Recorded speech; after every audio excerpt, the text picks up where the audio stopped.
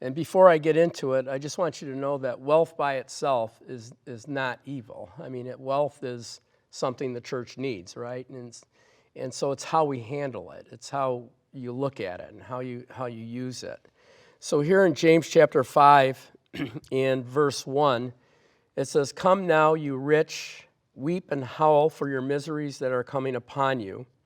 Your riches are corrupted, your garments are moth-eaten, your gold and silver are corroded, and their corrosion will be a witness against you and will eat your flesh. You have heaped yourselves treasures for the last days. Indeed, the wages of the laborer who mowed your fields, which you kept back by fraud, cry out, and the cries of the reapers have reached the ears of the Lord of the Sabbath. You have lived on the earth in pleasure and luxury. You have fattened your heart as in the day of slaughter. You have condemned, you have murdered the just, and he does not resist you." And when you look at this, you know, James is very direct. He's direct. He doesn't pull punches. He just lays it out. And so there's an element of the church, whether it's the labeled church only or the true church, that has wealth, and their sin here.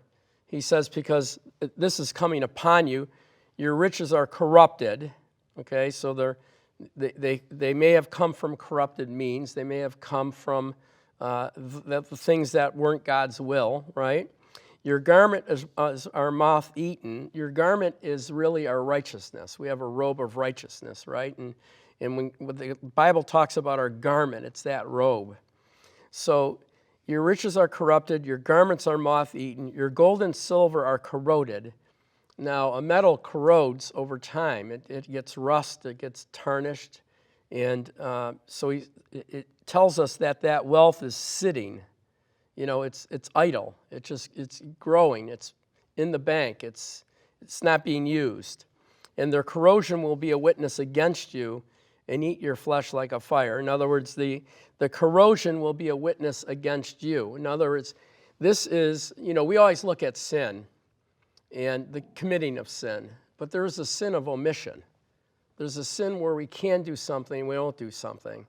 And, that sin is less obvious. I mean, people don't look at the sin of omission all the time. They look at what they should do or don't do. And when you look at this, James is being very direct to believers with wealth. And the church, I think, overlooks this because we need... we have these buildings and we need to satisfy the needs of that building, right? And we need the wealth. He was just direct about it. He talks about it twice in his book. We'll go to the second place in a moment. And, when he talks about this, he's really explaining to us that wealth is a part of us. So when we come to Jesus Christ and we're one with him and we're one with each other, we don't own that wealth. He bought us for a price. He paid for us. We're not our own. Remember, we talked about it in Corinthians? And so when you look at wealth in a believer's hands, there's a couple of things that we need to really understand. One is you can't serve two masters, right? Matthew. Can't serve two masters. You can't serve God and mammon.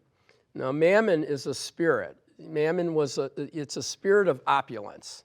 It's not just money, it's opulence. I want more, I want bigger, I want better, I want, 2 planes, I want this, I want that. You can't serve God and mammon. Just like the Bible told us when we looked at the loving the things in the world. In 1 John 2 it says, don't love the world or the things in the world. Otherwise, the love of the Father is not in you, right?